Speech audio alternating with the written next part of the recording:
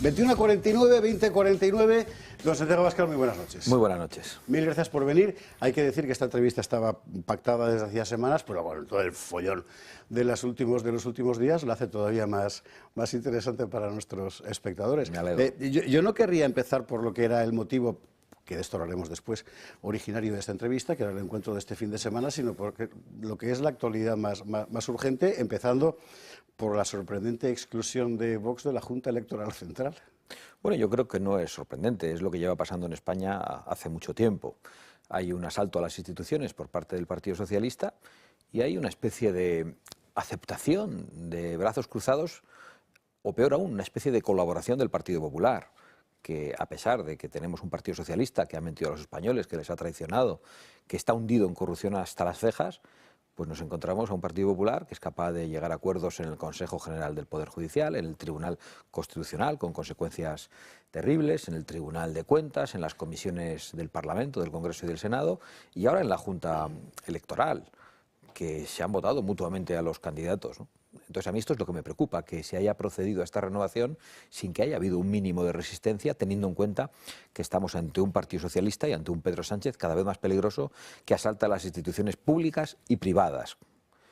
Y ante eso, pues nosotros pensamos que hay otra alternativa, que hay otra opción, que es la de la oposición total, sin matices ni contemplaciones, que es la de Vox. Desde el punto de vista de la dinámica parlamentaria, que es una cosa que a la gente, pues al fin y al cabo, le resulta bastante lejana, esto que ha pasado con la Junta Electoral puede asimilarse a lo que ocurrió al principio, con las mesas, con los puestos dentro de, digamos, las instituciones parlamentarias. Pero claro, aquí hay un elemento distinto, un elemento añadido, que además es lo que más sospechas levanta en la mayor parte del público, que es en qué medida eso puede influir en la limpieza del resultado electoral. Bueno, hay dos elementos añadidos que son especialmente preocupantes. Uno, que efectivamente la Junta Electoral es la que vela por el cumplimiento de la legislación electoral, el hecho de que Vox no esté presente.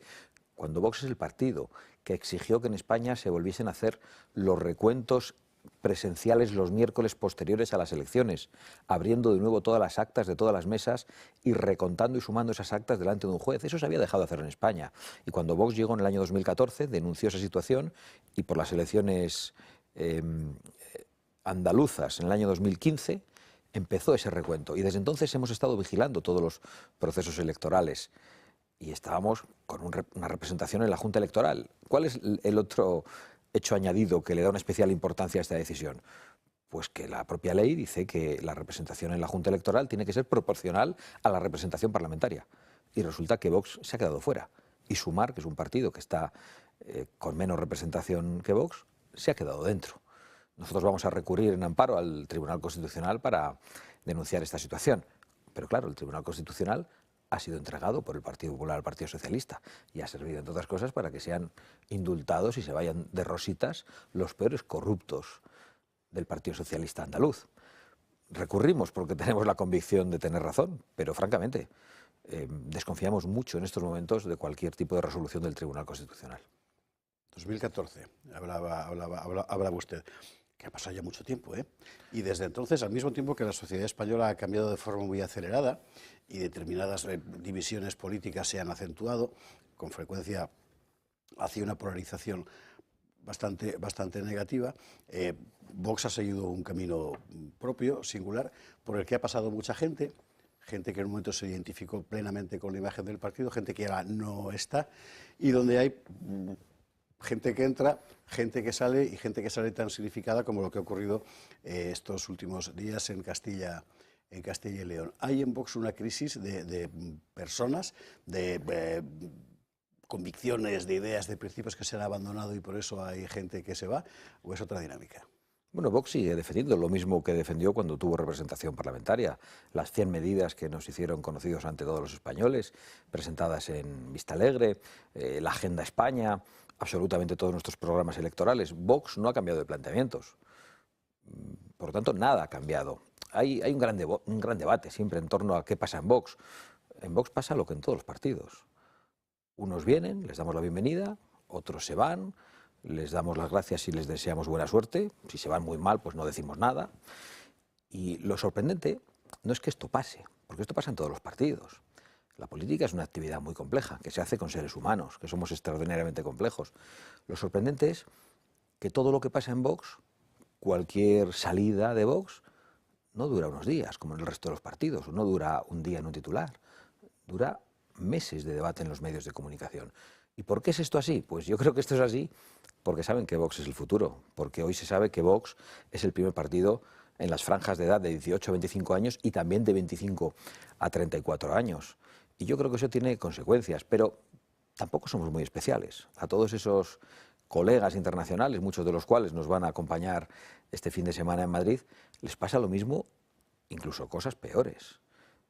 Yo no puedo dejar de mencionar que Marine Le Pen quieren impedir que se presente a las elecciones, abriéndole un proceso judicial, que han imputado en los tribunales tanto a Giorgia Meloni como a Matteo Salvini por defender a los italianos de la inmigración masiva, que a Donald Trump han intentado meter en la cárcel e incluso han intentado asesinarle.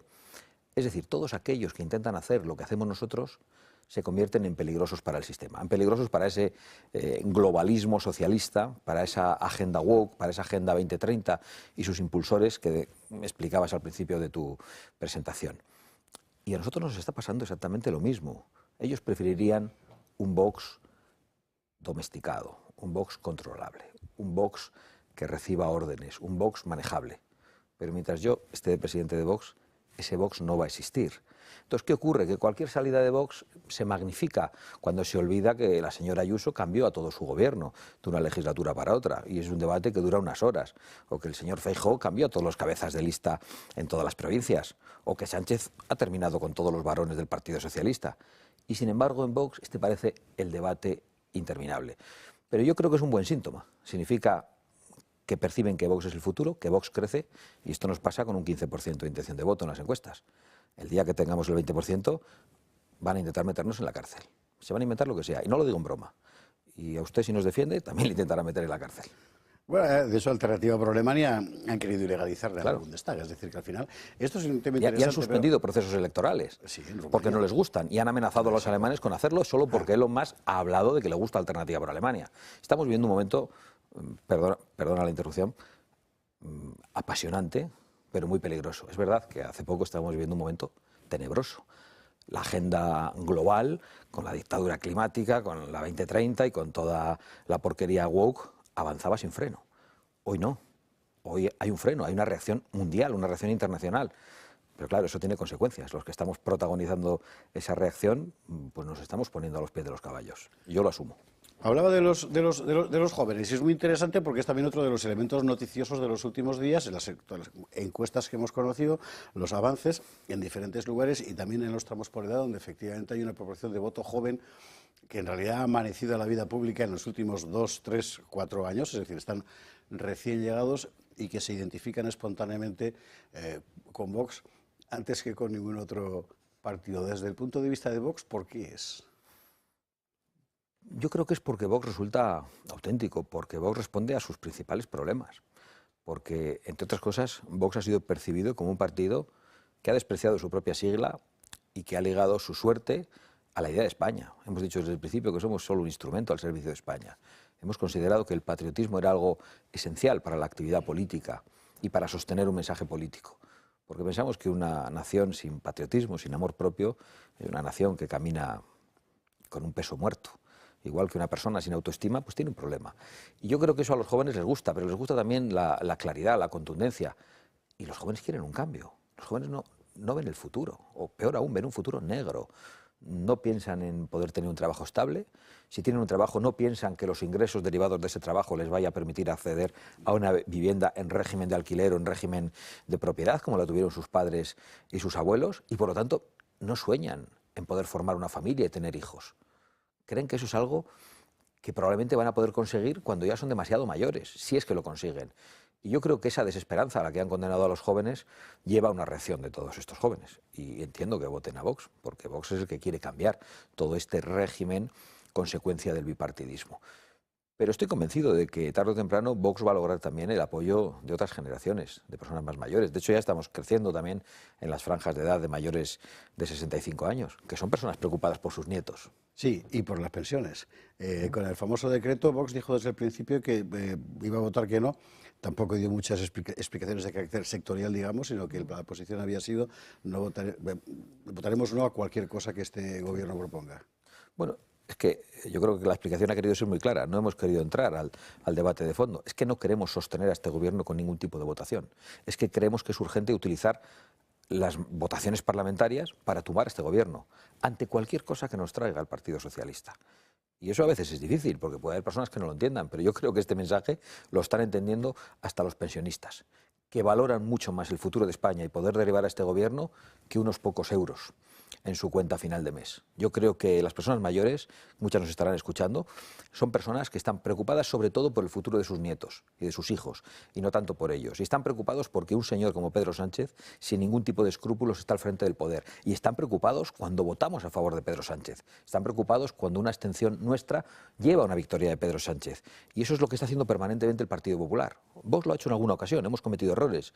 Yo ya me he referido en varias ocasiones a aquella abstención de la pasada legislatura con los fondos europeos, sí, que sin que nosotros lo calculásemos llevó a que se pudieran aprobar. No sabíamos que esa abstención tenía esa consecuencia. Bueno, fue un error que hemos reconocido en público, por el que hemos pedido disculpas en público. No vamos a volverlo a cometer. Por culpa de la acción o la omisión de Vox, este gobierno no va a lograr aprobar nada en el Parlamento.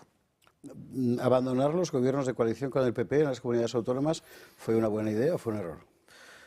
Bueno, desde la perspectiva de los principios, yo creo que es una idea excelente, porque el Partido Popular recibió una orden de Bruselas, supongo que el receptor de la orden fue el señor Feijóo, que trasladó esas órdenes a todos sus presidentes autonómicos y les dijo que tenían que colaborar con el reparto de la inmigración ilegal en forma de menas, es decir, de todos esos chavales que campan a sus anchas porque se les deja entrar en España, instalarse en España, se les paga todo y se les permite que ocupen el espacio público, que asusten a las señoras, a las chicas y que traigan violencia en muchísimos casos. Nosotros dijimos que no podíamos colaborar con eso.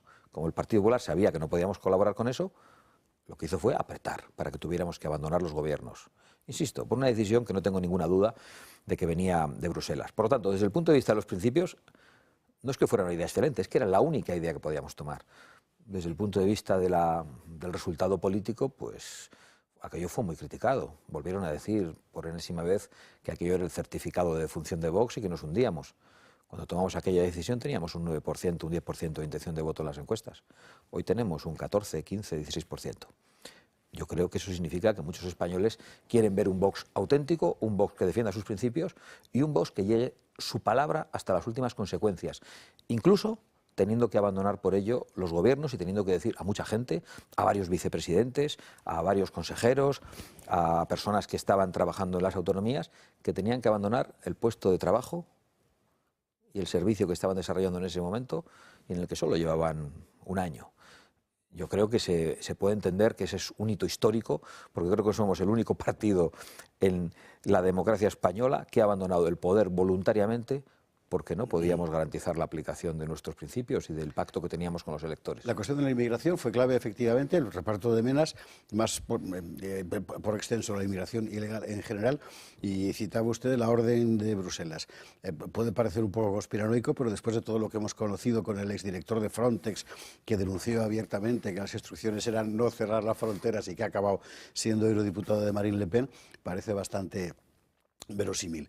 Pero claro, esto significa que si Vox llega a formar parte de un gobierno, y salvo que gobierne con mayoría absoluta, tendrá que hacer frente a su objetivo programático de acabar con la inmigración en la medida de lo posible, y especialmente con la inmigración ilegal, y al mismo tiempo seguimos perteneciendo a una unión cuya comisión nos da órdenes que hay que cumplir.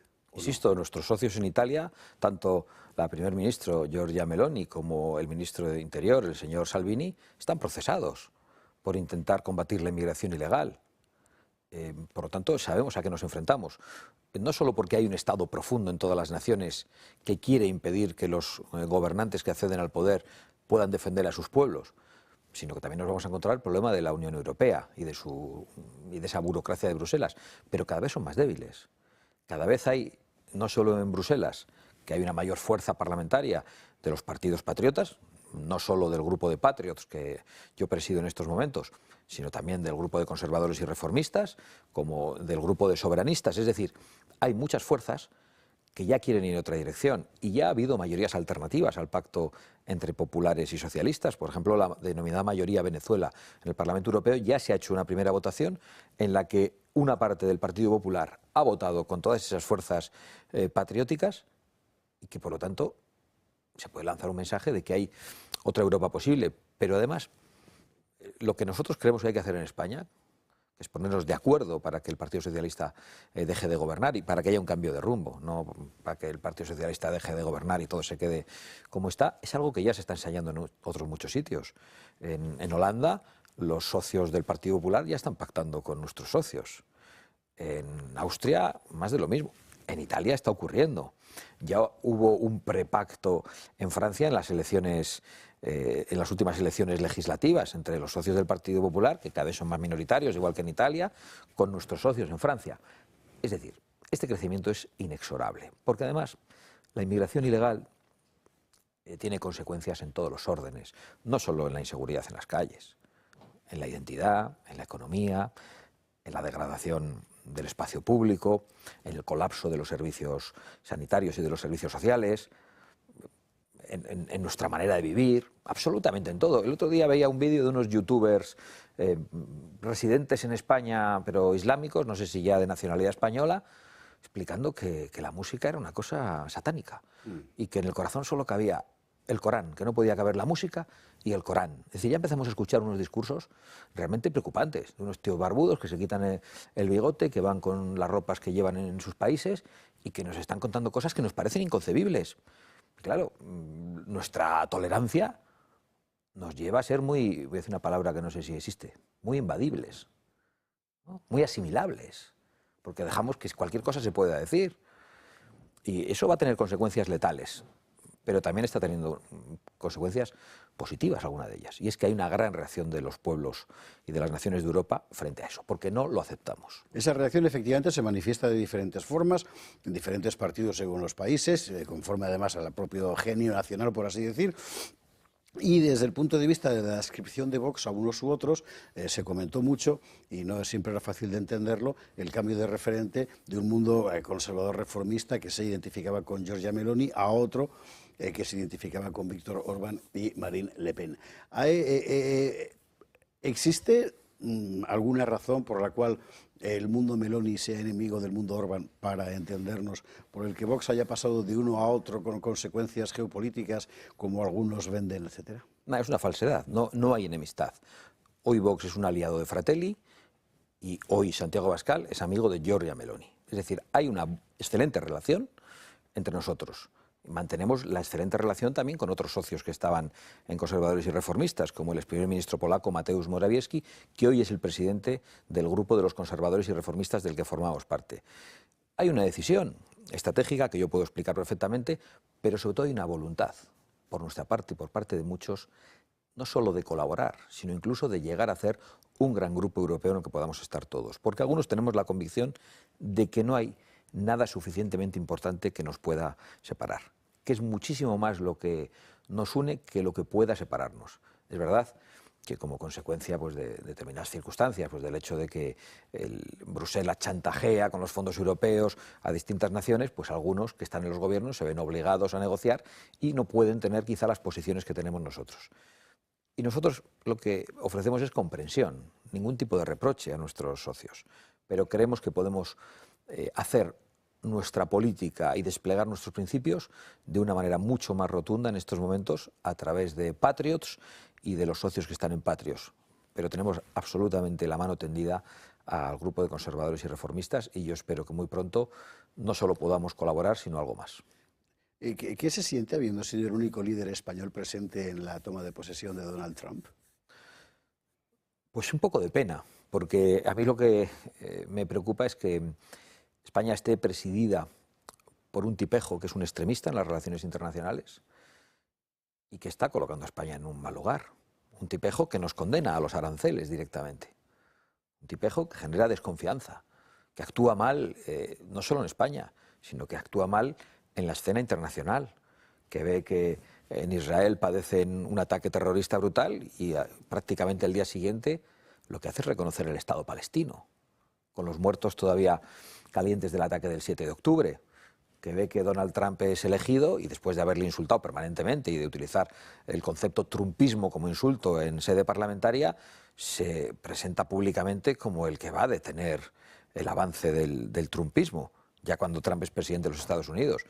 Pues yo creo que esa chulería tiene consecuencias para España muy negativas y, por lo tanto, pues muy honrado de haber podido asistir y de haber tenido invitación para ese evento tan importante, pero muy preocupado de que no hubiese españoles importantes también en esa toma de posesión, porque yo creo que España tiene que ser un aliado de los Estados Unidos y especialmente de estos Estados Unidos que van a cambiar el mundo y que van a terminar con toda la locura woke, con toda la locura del fanatismo climático y con toda la Agenda 2030, entre otras muchas cosas.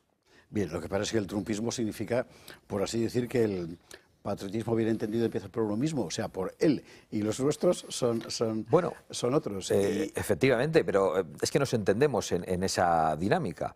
Hasta ahora solo los internacionalistas, los que no creían en su propia nación, podían colaborar. Y los patriotas, pues estaba cada uno haciendo la guerra por su cuenta. Hoy nos hemos dado perfecta cuenta de que ese globalismo socialista nos ataca a todos y que más allá de nuestros diferentes intereses legítimos, de nuestras diferentes características sociales e históricas, incluso de diferentes intereses económicos, debemos colaborar. Y por lo tanto nosotros comprendemos las diferencias y que habrá cosas que hagan en Estados Unidos que no nos gusten, y así como habrá cosas que haríamos en una España presidida por Vox que no les gustaría a ellos. Pero yo creo que los que somos patriotas somos capaces de respetar esas diferencias. Los globalistas no, los que quieren aplicar la Agenda 2030 no respetan ninguna diferencia. El comisario europeo Thierry Breton, que ha celebrado la suspensión de las elecciones en Rumanía y prácticamente ha dicho que ellos son los que han hecho eso desde la burocracia europea, dando instrucciones al Tribunal Constitucional rumano y que por lo tanto pueden hacerlo en Alemania si gana alternativa por Alemania, esos no aceptan las decisiones soberanas. ¿Aplicaría Vox la política económica de Javier Milei? Pues yo creo que la política económica es diferente en función de cada país, pero yo creo que hay muchísimas cosas y hay un espíritu de la política de Javier Milei que hay que aplicarla. Hay que aplicar la motosierra a todo el gasto excesivo, a todo el gasto político, a todo el gasto superfluo y a toda una sociedad subsidiada para hacer cosas que debería hacer la sociedad por sí misma. Eso sin ninguna duda hay que hacerlo. Y yo creo que lo que está haciendo Milei en Argentina es muy importante y muy difícil, porque los socialistas habían arruinado a Argentina. Y Milei ha tenido que aplicar un plan de choque y probablemente no ha podido ni siquiera aplicar sus políticas de máximos, porque es un hombre cabal que sabe cómo tiene que hacer las cosas. Pero yo creo que de Milei no solo hay que mirar la política económica, hay que escuchar a Milei en Davos, hablando contra la Agenda 2030 y hablando también contra los lobbies que quieren llevar a los colegios para adoctrinar a nuestros hijos y para corromperles. Yo creo que Javier Milei está haciendo algo revolucionario. Más allá de las etiquetas ideológicas que cada uno se ponga, nosotros ya sabéis que huimos de etiquetas ideológicas, yo creo que la contribución de Milei, que además ha coincidido en el tiempo con la victoria de Donald Trump, va a traer muchas cosas buenas y que además ha logrado el apoyo de personajes como Elon Musk, que ha traído la libertad a las redes sociales. En primer lugar, fue un adelantado. Ha significado que inmediatamente después de la victoria de Trump se han puesto de rodillas todos los que estaban rendidos ante Joe Biden y aceptando todo tipo de censura para nuestra manera de pensar en todas las redes sociales. ¿Quiénes son hoy los que se resisten a esa ola de libertad? Pues los burócratas de Bruselas. El bipartidismo de Bruselas, que lo que quiere es seguir controlando a través de las subvenciones de las televisiones y de los medios de comunicación y que no quieren que la sociedad tenga las riendas de su destino. Vamos al encuentro de este fin de semana, hablando específicamente de ese marco europeo, porque el encuentro es específicamente de Patriots, Parlamento Europeo. Sí, es un encuentro de Patriots, más que Parlamento Europeo, porque hay un grupo de Patriots y hay un partido. Entiendo. Entonces, es un encuentro del partido en estos momentos y vienen los principales líderes. Estará aquí Marine Le Pen, estará Viktor Orbán, estará Geert Wilders, estará Matteo Salvini y estarán representantes de las 13 naciones que en estos momentos integran Patriots. Es difícil explicar eso del partido intereuropeo, ¿eh? ¿Cómo funciona esto? Porque pues, ¿cómo funciona? ¿Para ponerse de acuerdo? Por unanimidad. Ya. Por unanimidad. Si no estamos todos de acuerdo, pues no avanzamos, porque precisamente respetamos esa soberanía y esas necesidades que tiene cada uno. Y el objetivo entonces es... Somos todo lo contrario a los federalistas. Ya. Somos todo lo contrario a esos que quieren hacer de Europa una nación. Europa es un espacio cultural, es un espacio histórico para nosotros, es un espacio político, pero desde luego Europa no es nuestra nación. Nuestra patria, nuestra nación es España. Y para nuestros socios, sus naciones respectivas son otras.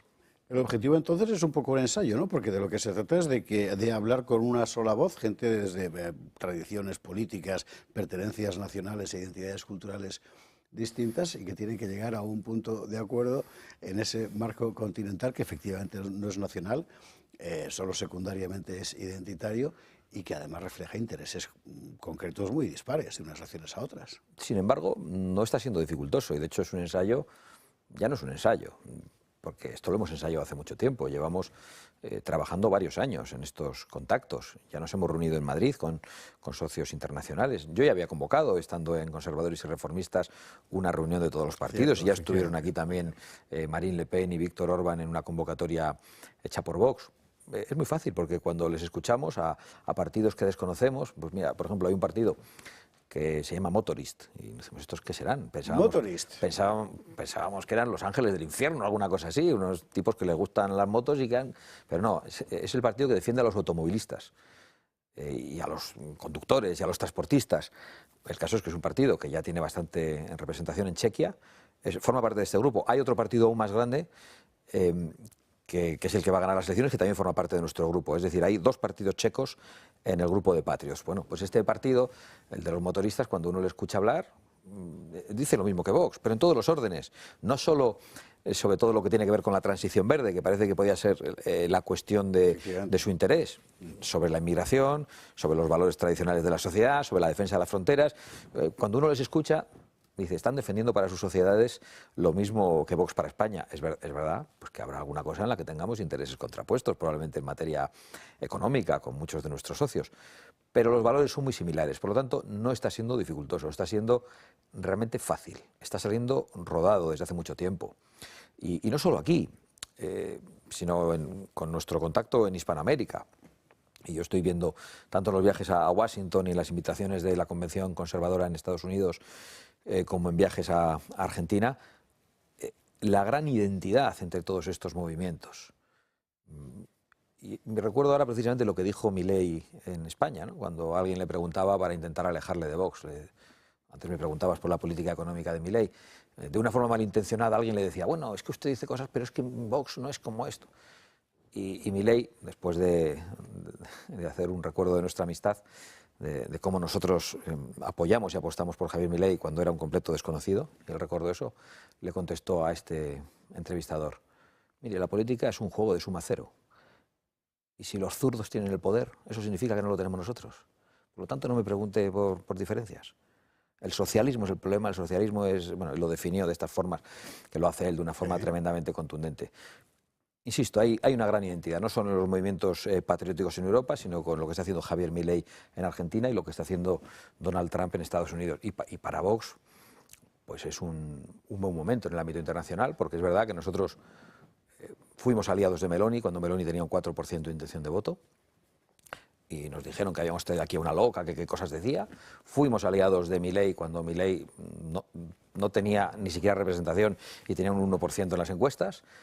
Apostamos por Donald Trump ya antes de la primera elección y llegamos a tener un contacto y nos fotografiamos con Donald Trump y tuvimos una reunión hace solo un año cuando parecía que le metían en la cárcel y cuando le acusaban prácticamente de haber dado un golpe de Estado.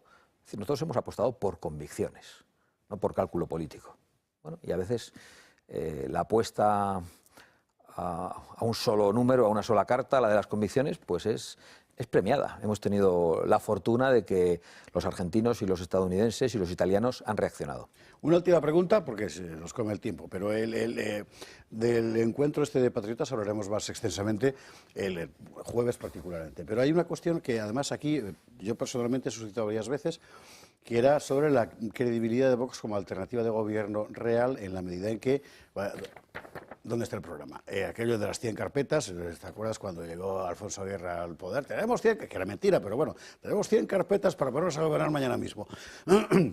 Vox empezó a hacer una cosa muy interesante que aquí hemos explicado, incluso trayendo a sus portavoces, que son eso que llaman grupos de respuesta, que es una jerga un poco marcial, pero que está bien, en materia de seguridad con Samuel Vázquez, en materia de familia con Ainhoa García Flórez. En realidad es hacer un decálogo de medidas. Vamos a hacerlo con todo. Más... Y la semana que viene probablemente haremos una reunión con todos los portavoces en muchas otras cuestiones y los presentaremos públicamente. Pero en realidad van a seguir diciendo que Vox no tiene programa. Da igual que hagamos las 100 medidas, que era un documento extenso, sí, la Agenda España, todas las propuestas que hagamos. Van a decir, no, es que Vox no es capaz de gobernar, Vox es un partido de protesta, que por supuesto que somos un partido de protesta y que protestamos ante lo que hoy. No, Vox es incapaz, Vox no tiene cuadros.